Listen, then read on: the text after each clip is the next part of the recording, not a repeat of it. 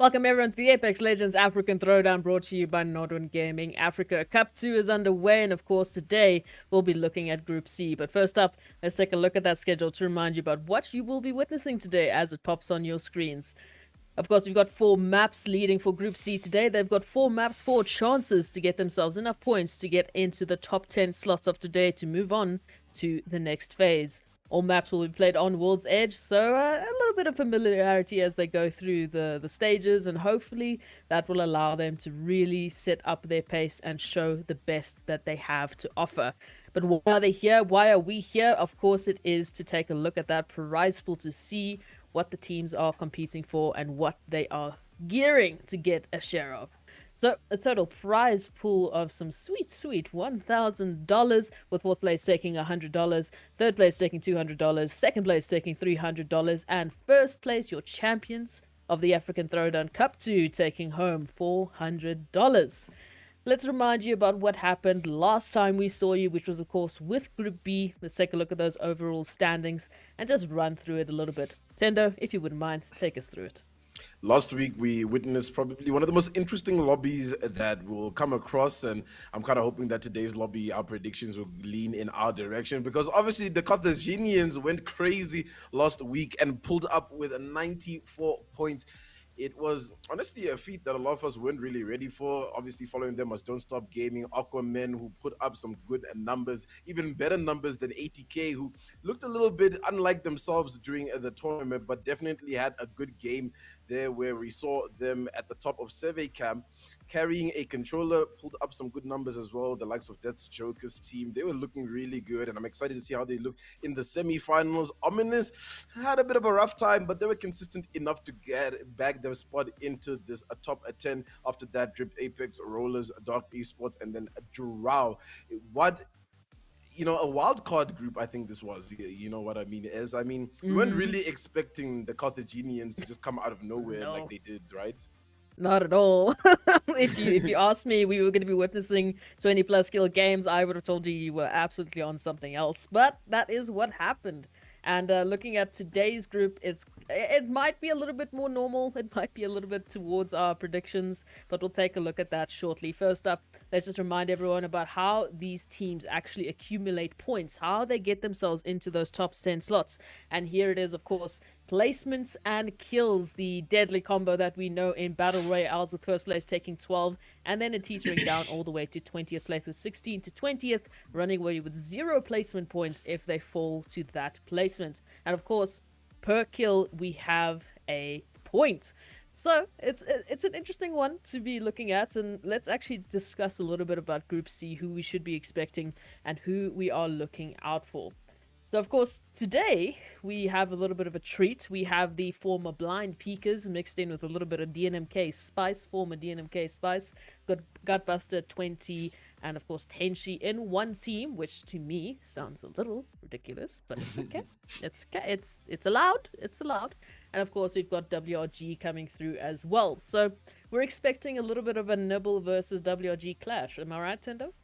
Yeah, I think today is probably, I think, in terms of just looking at how the rest of the groups are situated, I think Group 1, or Group A rather, I think it was the most competitive group that we've had so far. Group B, obviously, you know, fell a little bit under the water. And I think tonight we're going to probably see a little bit of that Group B action where there's going to be one outright leading team. But hey, guys, look, I'm not going to call it today because, as you know, when we make predictions here on the desk, it never goes our direction. But I'm pretty sure, you know, second and first place should be between WRG and Nibble. It just depends on who's getting the better spots. You know, I also wonder if maybe they'll run into each other's rotations. We'll see them fight each other, or are we really only going to wait to see that in the end game? You know, it's so dependent on how the rest of the lobby plays, right? Because at the end of the day, there's a lot of teams here that we don't really know how they play. It's exactly that. We've got such beautiful representation from all across Africa, and that means a lot of teams that we have some question marks for. Hopefully the first matchup should give you a little bit more answers and should give our casters a run for their money, as I'm about to hand it over to them. It's IROOG, it's Tendo Players taking you through the fire that is World's Edge for the African Throwdown Cup 2, brought to you by NODWIN Gaming Africa. Guys, take it away. Sure. Okay. How are you feeling today, man? How you feeling? I'm pretty excited to be honest with you because I mean Nibble with this new look that they have, the team Mm. is looking extremely deadly. Got Buster 20 and Tenchi. I mean, you probably pinned and put the probably some of the best players on the continent inside one team there. And I mean, you can't really look away at what WRG has to pull up on the table as well, right? I think they've also got Mm. a really strong roster there. They've got Niling in, they've got Lone, and they've got Rexu, so they definitely can put the numbers up as well. So I feel like yeah, Iro, if we see them run into each other, the fight that we are going to get is going to be the fight of a lifetime. But Iro, I just want to ask you, in terms of just like compositions today, what do you feel like is going to be a heavy pick? We've seen a lot of Gibraltars, lots of Seers, a couple of Caustics here and there, but what do you really feel like this Group C is going to pull up? Honestly, I feel like the average Gibraltar's across the scene, especially with Tenchi, I've seen them there. But I mean, now we're starting to see we've got a bit of Caustics, Seers, Gibraltar's, Octanes, quite a lot of Octanes across the board as well. Bloodhounds. I mean, these are your usuals in a competitive environment. You want to try have as much like defense support play as well as the ability to disengage. So you're gonna have Wraith, who's able to get you out of tough situations. You're gonna have Gibraltar, who's gonna drop down the shield for you so that they can get the revive, or whether it's those late game rotations. So I'm happy that these are the situations we are looking at right now, and it's definitely gonna be an interesting first game that we have on our hands. Who grabs first is something that, like you mentioned, we shouldn't do predictions on because it just doesn't go our way. But I feel like WRG and Nibble, they have everything to show today. I mean, we know them, we love them. We just have to wait and see what underdogs are going to be happening here in the African Throwdown. Who comes out from Africa that we don't really not familiarized ourselves with? Maybe we have those, just like we did in Group B with the Orthodons team. Yeah, don't worry, Iro. At least you weren't on broadcast when it was me and Actfire having to basically just juggle between the names of Carthaginois or Carthaginians. It really was a bit of a struggle.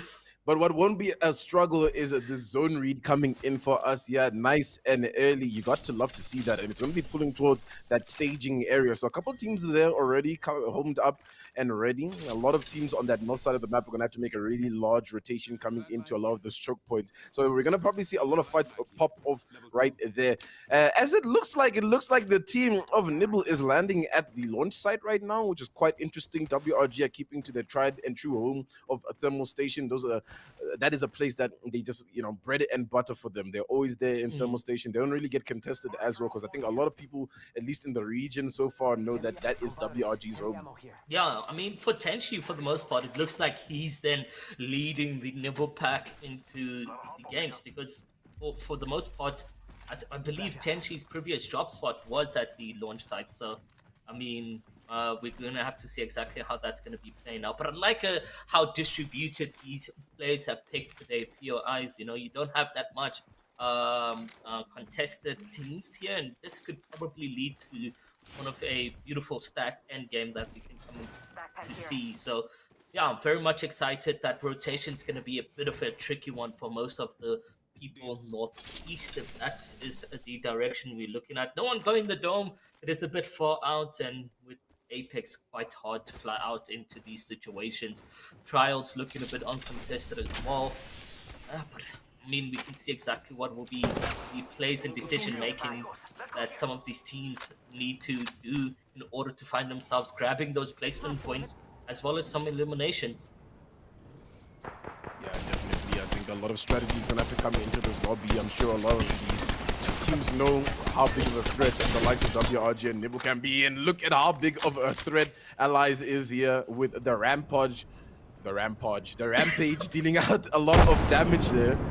Bit of a stalemated fight here between the two teams here at the Lava Siphon. Just exchanging damage. It is the boys on the other side here.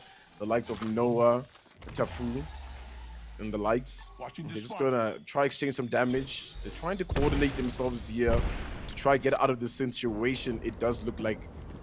But for now, It's a bit of a stalemate. They're not really looking to push each other. It's too early, right? You know what I mean? Iro to really be making these kind of plays, to be really aggressive in a fight like this where you can call a third party on top of you. And that might be the detriment of your team. And you're going to walk away at 20th with 0 points, no KP as well. So for now, they need to just steady things up. I mean, they want to try as much as possible to get out of this situation. Because you can see the likes of Buster now getting in the fight to be a SyThic, now needing to get that res on. But yeah, no, these early fights are just not what you want to be looking for right here. And you can probably see the decision now to disengage completely. But jumping straight into that lava, it's going to get them a bit of a sticky damage on them. That Buster, you know, having to scout around just to deal those damages.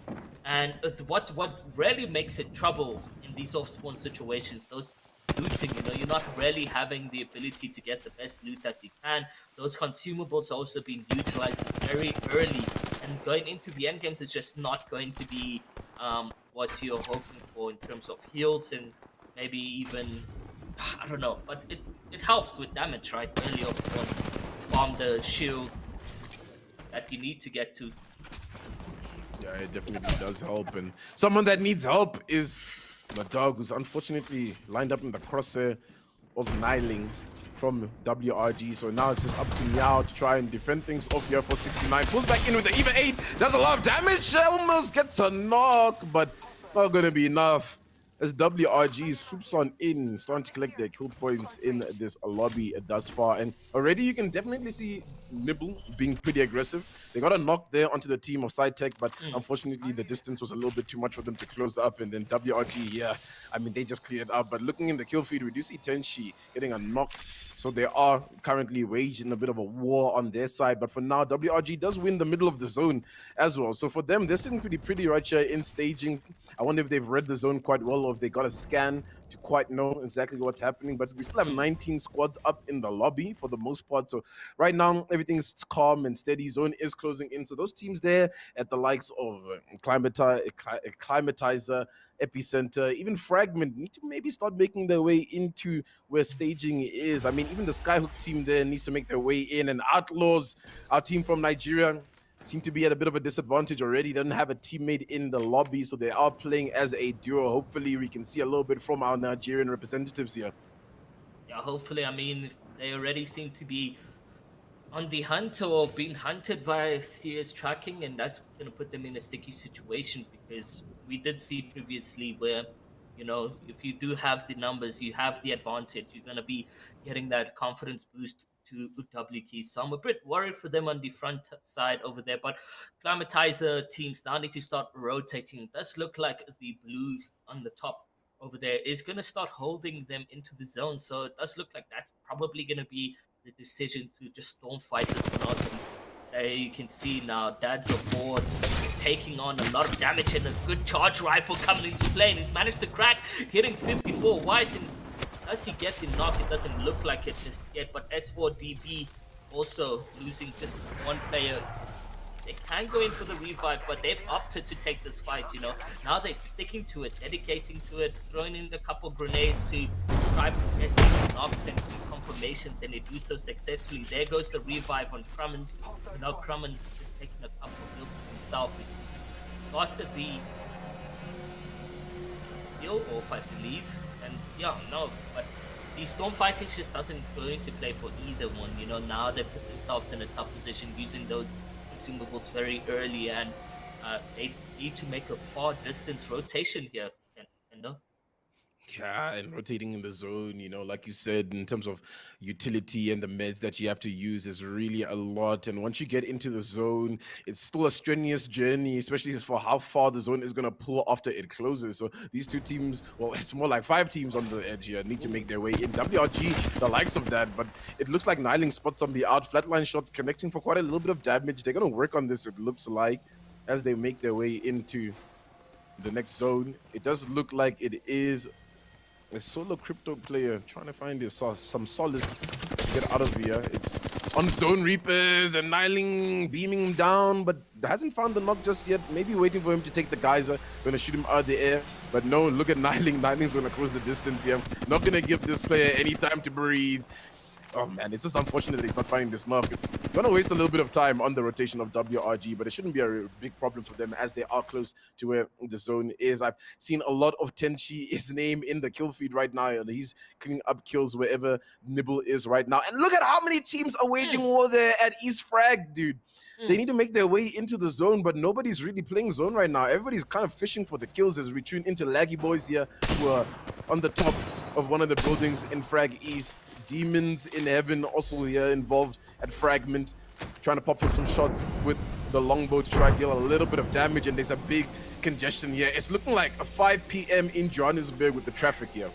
Literally it does, and I was excited to see what end games we would get into, but it looks like these late rotations are just going to be scuffing that situation for us. What entertainment here in the mid-game area has we see a couple of these players from Fragment West and East just trying to make those rotations, and I mean, start now, start making those movements. Whether you get a little bit tagged up, it's okay, because once that zone starts closing in, there's a lot of pressure for you and your team to start making the rotation. So see a couple of these players starting those early disengagements, which is very smart, but I mean, we are still going to be seeing some action unfold.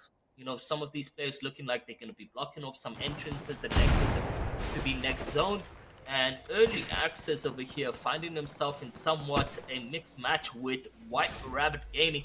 You can see exactly what WRG and them can coming to play right now. An early pop on Gibraltar as they just heal up with significant, but it does look like they have a good beam over here.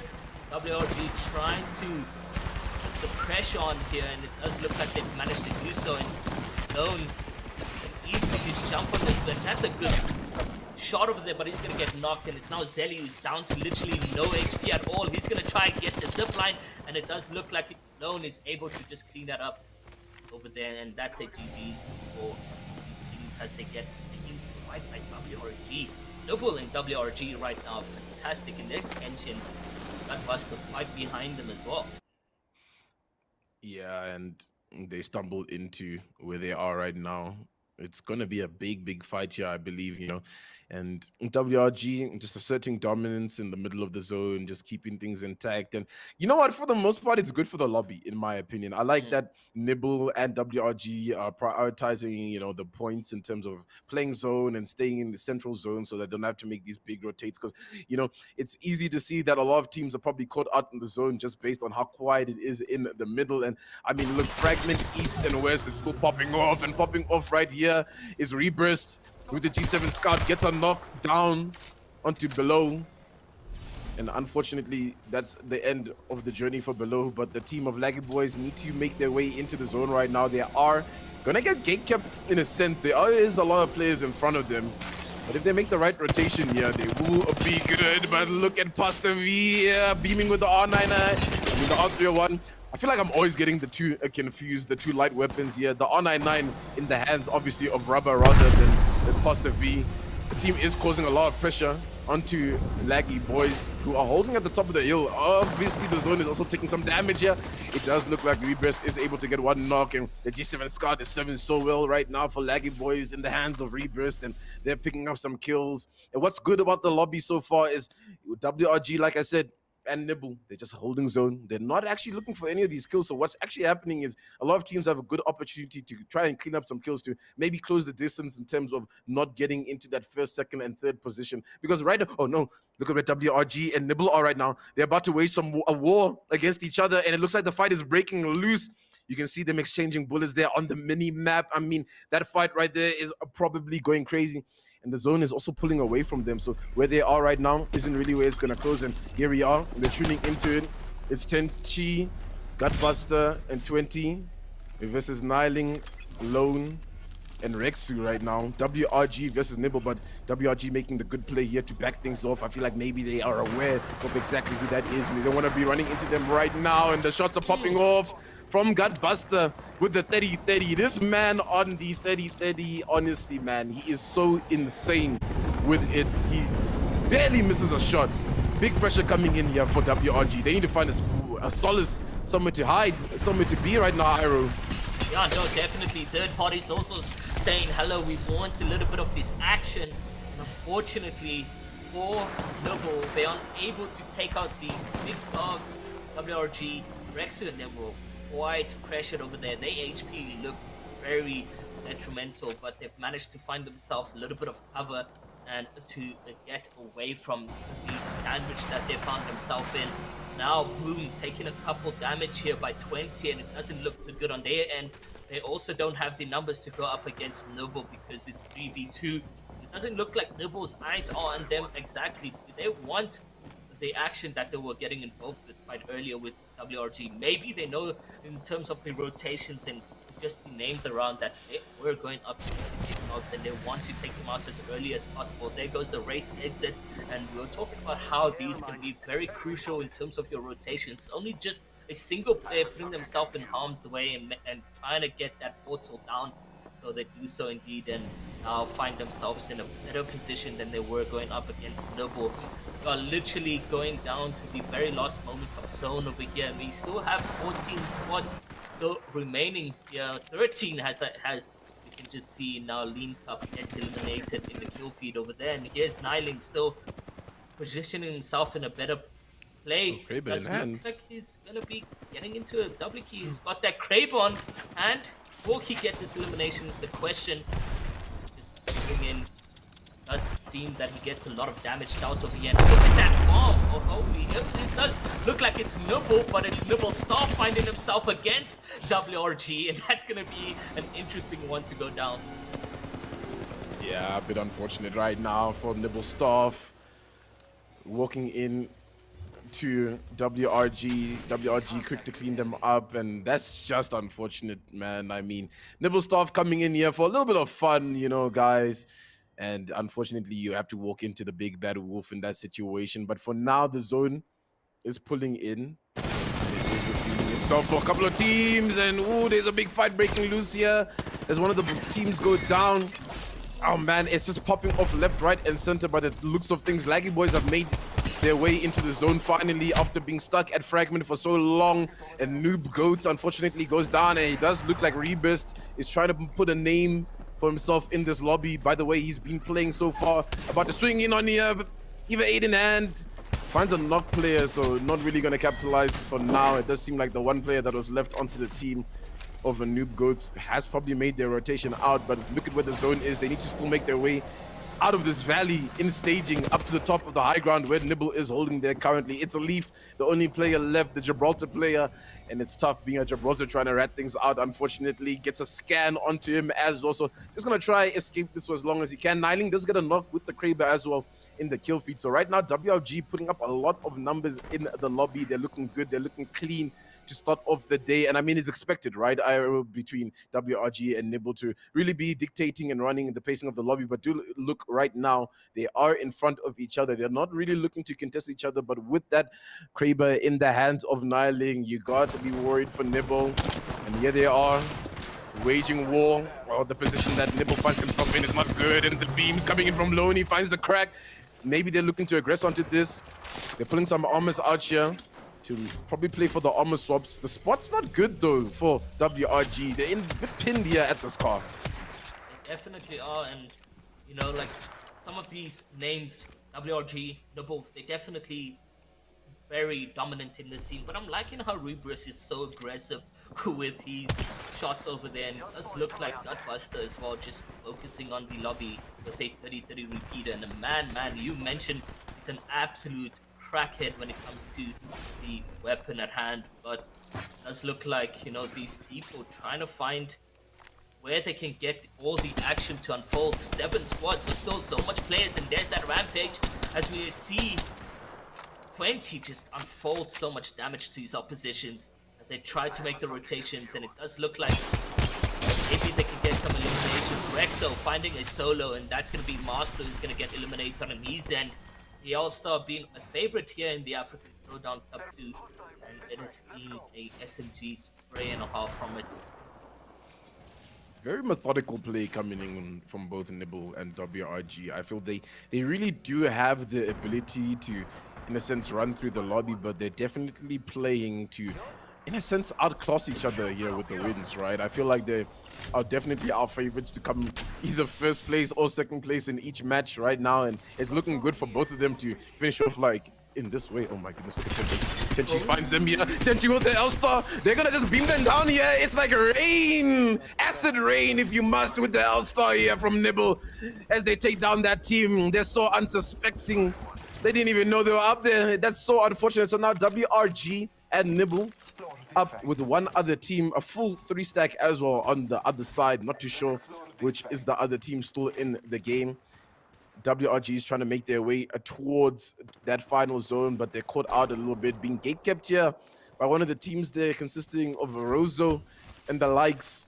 And it's just going to be a 3-way fight between these teams. And right now, Iro, I mean, it's like a game of chess now. They have to wait for one person to make a move, make a bit of a mistake, make a bit of an opening to really capitalize and win this game off. Gutbuster sitting on 2,200 damage with 1 kill. Ladies and gentlemen, yeah, he's putting in an absolute shift here on the caustic.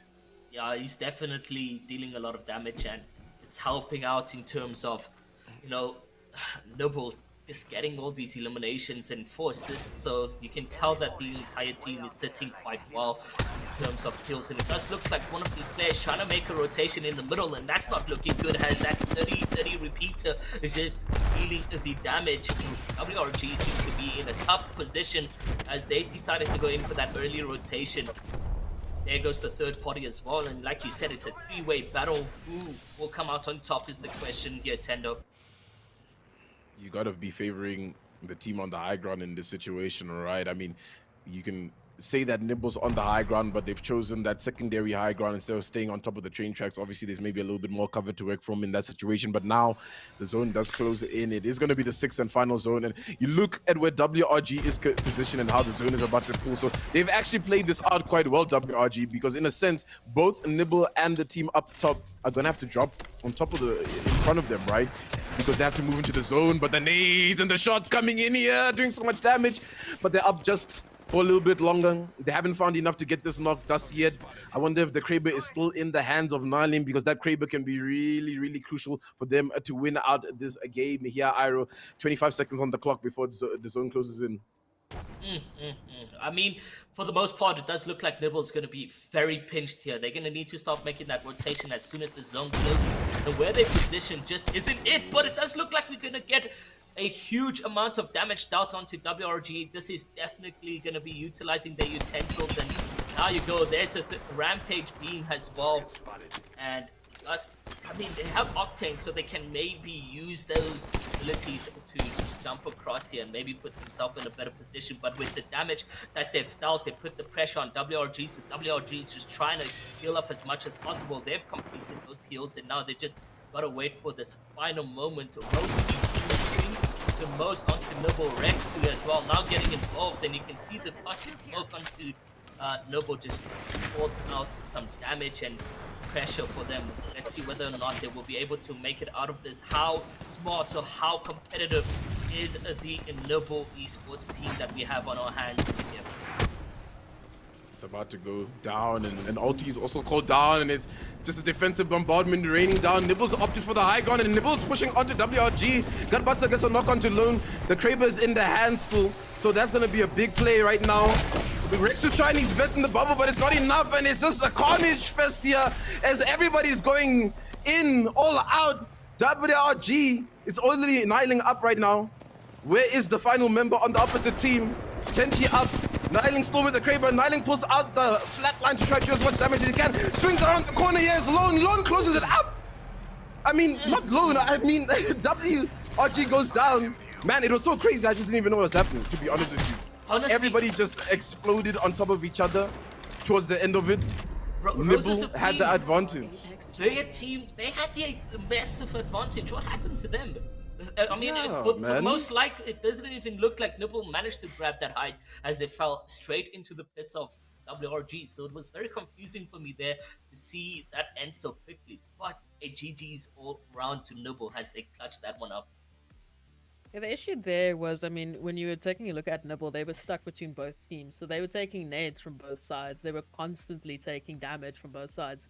And when the chaos rained down and everyone had to jump on in, Nibble were just in the better position. They had their time to really just wait to pick off whoever they needed to pick off. They finished off our secondary team, which I believe was actually their SimplySecluded, as if I take a look there. So our top 3 was looking pretty interesting, but WRG, oh, they were sandwiched. They were so sandwiched. There was so much damage being dealt to them, though I didn't see how they were going to be going through it. But Nibble coming out on top, and Gutbuster in particular doing magic with that Scout. And I've had a chat with him before. He said the Scout's one of his all-time favorite weapons, and you can see why. He just beams, does the damage, just farms those Evo shields, and they were set and ready for that final battle, really playing it well there. But WRG definitely put up a fantastic fight. I think considering the amount of damage they were taking from both sides, they were being bullied, and they still managed to stay alive till the top 2.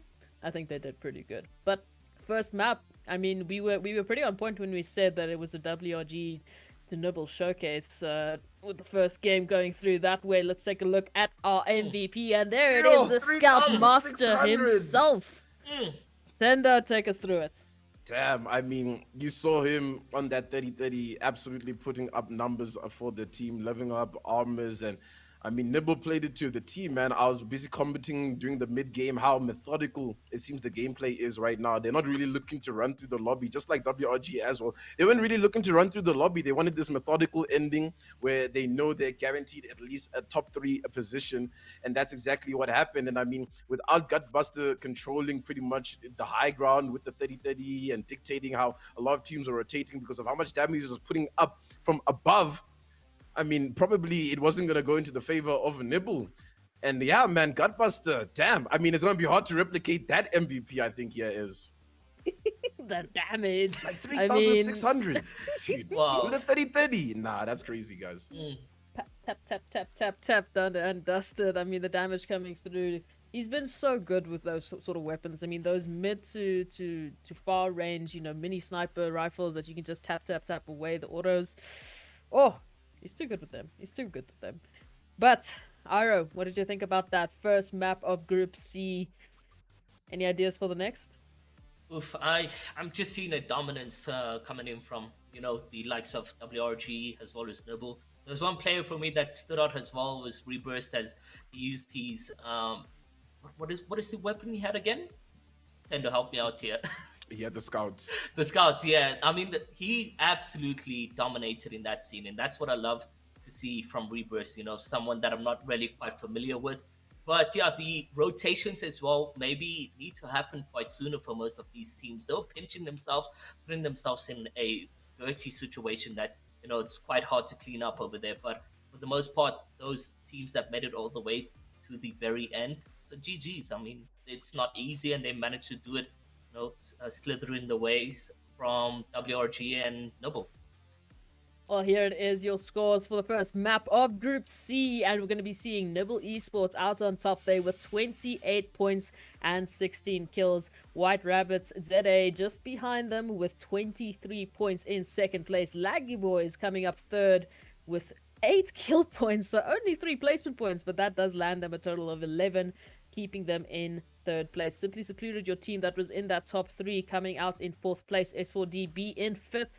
SyThic Esports in 6th place, Noob Goats in 7th, Alpha Carnivore in 8th place, LLG Full Senders in 9th, and DefinitelyNotSweats in 10th place. So as it stands currently, these are the top 10 teams for the moment that are holding on to those 10 slots. As you know, it only top 10 from every single group are going to be going on to your semi-final. So it's absolutely crucial that we see these teams pick up their scores going into the next map, into the next phase, and hopefully we'll be seeing a little bit more of them. So for the time being, though, we will be going to a very short break, but please stay with us. There's still a lot of action coming your way. We still have 3 entire maps, and we still have to see who's going to be our top 10 teams moving on to the next phase.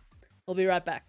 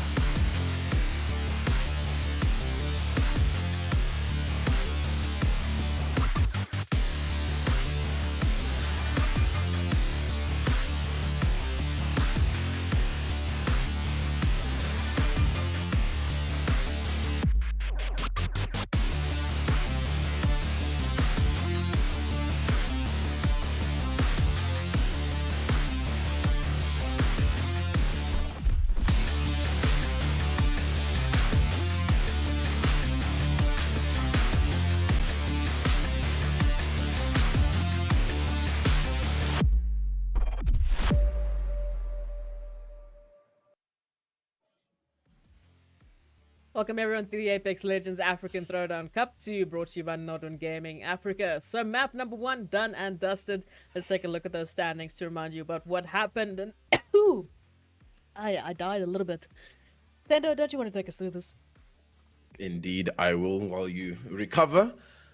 Nibble is the storyline for today, ladies and gentlemen. After clutching up that first map in a fashion, but you can't look away at what WRG put up. I mean, look, if you look at the kills, both teams were pretty much equal in terms of how much damage they were outputting in the lobby and how much they were searching for those kills. Straight after them is Laggy Boys, who were the console team coming in here. So crossplay coming in for the big W here in these competitive lobbies. And they were maybe not pulling up the points, you know, placement wise, but kills wise, they were on a freaking prowl. SimplySecluded straight after S4B DBs. After that, coming in with 7 points, 7 points as well for Synthetic. Esports, Noob Goat straight after Alpha. And then full senders. Didn't really see them full sending too much in that game. We didn't get to see too much of them. Maybe we'll see a little bit more. Definitely not sweats. You know, kind of sweaty sitting at 10th place. If you ask me, you will be advancing if it was to end off right now, right? You know what I mean? Then straight after that, Nibble Staff didn't have a good run there, though, you know. And as I'm sure you wanted to see Nibble Staff perform a little bit better. I did. Dude, I was looking for them on the map. I was like, where you at? What's happening? Oh, but I mean, shout out to the Nibble Staff team. I'm happy to see them here. It's also good just to see some sort of a different form of support coming through from the organizations and to see players like that coming through. Big shout out to the Nibble Staff team. I mean, the likes of Glenn himself, one of the Nibble owners, is actually playing in it, so that's also just really sick. But if we take a look at it, I mean, going into the second map, you mentioned, you know, there was a few teams obviously that didn't quite get the points that they wanted to get that time. Ira, what would be the advice you give to some of those teams? What are some of the things you noticed teams were struggling on? Maybe things that they need to rehash going into the second map? So first and foremost, you know, it was a good drop of spread when it came to the POIs, and where I saw them sort of disadvantaged is how late they decided to make those rotations. Maybe it is the fear of running into another team or whatever the case may be, but from me to you guys is try to rotate as much as possible as early as you can as well into the next zone so that you position. Once you get those early positioning, you then can start looking out for some tags to, you know, Evo Shield farm, and that's where maybe you could honestly be change gaming you from game 1 to 2. Changing those strats is just getting a better position.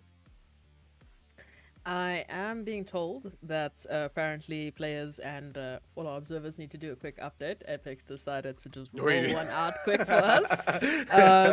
So that's going to happen. So we're going to talk for a little while longer, but the game is just getting sorted so that, you know, all our players can connect and our observers can connect and everyone else can connect. So unfortunately, it is what it is. It is what it is. But let's talk a little bit more about some of the things that some of the teams actually need to rehash and rethink a little bit going into the next map. Obviously, we had an absolute stellar performance coming through there from Nibble and WRG, respectively. I mean, Nibble just farming up some kills, but same can be said for WRG, which are two teams that I've been personally very excited to see.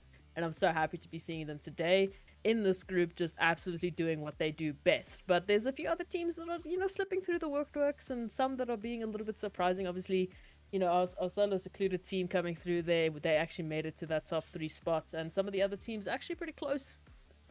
But Tendo, is there any other teams that stood out for you, either players or, you know, a few things that you really took notice of that there's potential here?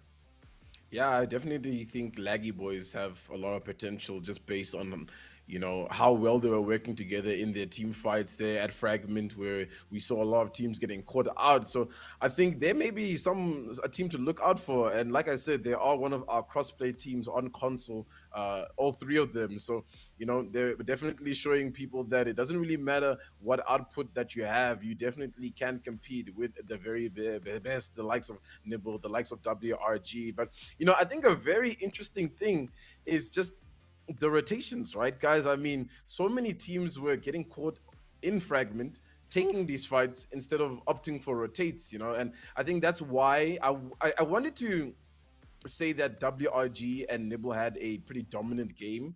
in their own rights, both respectively. But it really was the lobby kind of playing towards their favor, right? I mean, both teams methodical. They went to center zone, and I feel like all the teams were pretty much just running towards them, and they were able to just farm up those points. So I think improvement-wise, what I'd like to see is a lot of teams opting out of some fights and opting into rotations rather. Yeah, and I mean, we saw a number of fights happening also inside the zone. As the zone was going through, they were taking so much damage while fighting another team. And then once they were complete, they had to just leave. They couldn't loot up. They didn't have any of those zone shields, and they just had to leave. So they were battered, they were bruised, and they were just trying to desperately get into zone. And some didn't even make it into the zone, unfortunately. And then when they do get there, as you said, zones are getting closer and closer. You're going to rotate into another team more than likely who's trying to take the same pathing as you, and it's just unlucky, and it gives me anxiety. So I'd like the teams to stop doing that. Yeah, it would be really good to see those early rotations. Like WRG and Nibble were in the center zone. If you take in those fights in the zone, then try and desperately as quick as possible to make it into the safe zone. The likes of WRG and them are going to be like, nope, not happening. And we did see that actually going to play with the solo player, just trying his level best to get out of that situation, but no one was able to get that elimination. And yeah, these are just the decision makings that some of these teams need to make. Get comfortable. There's still 3 more games to be played out, and you only want to make it into the top 10. So if you're not comfortable now, when are you going to get into that position to say, let's get these kills, let's get these rotations? It's all about that confidence that you need, that mental strength going into the African Throwdown game number 2. Exactly that, and I don't think there was enough heat shields for the amount of out of zone fights that we saw happening. So teams need to take that into consideration. There's only that many heat shields on the map, guys, please. And I mean, Tendo, if you take a look at it, World's Edge, it's interesting to me, again, coming through from the African Throwdown Season 1, where we had those alternating maps this time around. Obviously, because you've changed the format, because it's a lot more competitive, and we're sticking to those ALGS rules a little bit, you only have the top 10 through going. It can be pretty daunting for teams to, actually make that happen. But I think the fact is that we're playing with 4 of the same maps, gives them a little bit of a break. Talking about breaks, actually, that was a completely unintended segue. We are going to be going to a short break to sort out those technical issues. It just happens sometimes, what can I say? But we're going to go to a short break, and when we come back, we should be ready to go through full game 2 for Group C. This is the African Throwdown Cup 2, brought to you by NODWIN Gaming Africa. Please stay with us. We'll be right back after we update some things.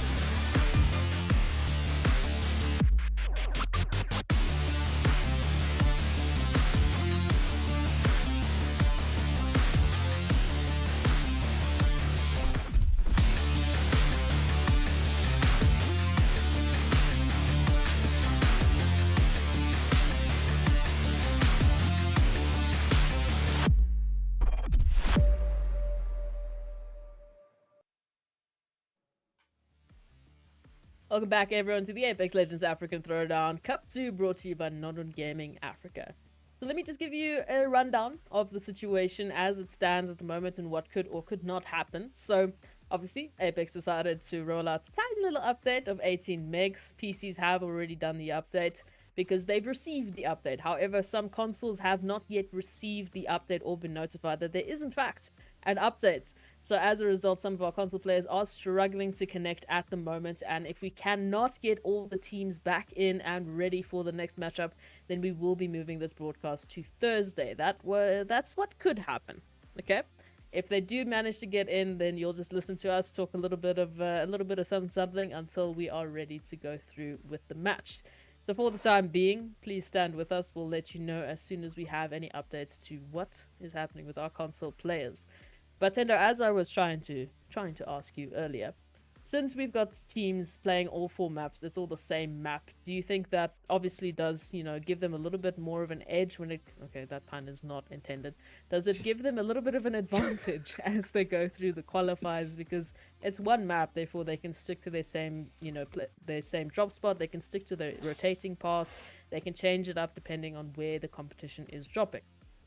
Yeah, and I mean, also not to sound a little bit corny, I mean, it does give you a bit of an edge at the end of the day, playing the same map over and over and over again, right? Because there are certain rotations that you can pretty much read in World's Edge, right? You know, if a team is landing in fragment, depending on which side the zone is pulling, they'll either take, the south side up and pass through like epicenter, to go that way, or if it's pulling towards north, they have to pass through that cavern that leads into where the harvester is. So there's all these micro rotations in and around the map that you can start to learn and start to understand, and especially when you get used to, or rather in the higher levels of Apex Legends, where the same teams are pretty much fighting each other over and over and over again on the map. You start to learn how certain teams play, how certain teams are going to rotate, etc., right? For a big example, right, we all know WRG is going to be at Thermal Station, right?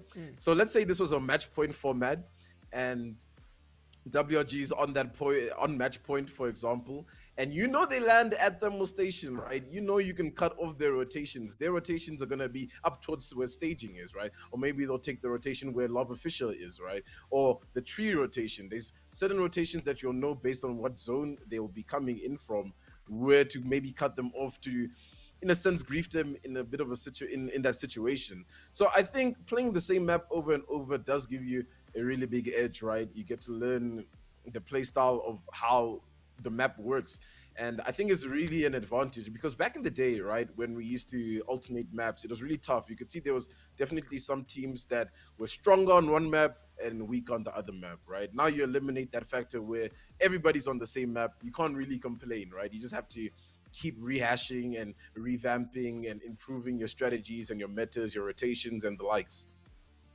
It's exactly that, and I mean, it also helps with the added pressure that they have one day of 4 maps to get into those top 10 slots. So every advantage we give them and every sort of pressure that we add, okay, well, you've got one map to learn. It's not a multitude of maps. It's one map. You can stick to your composition, obviously, that you're comfortable with.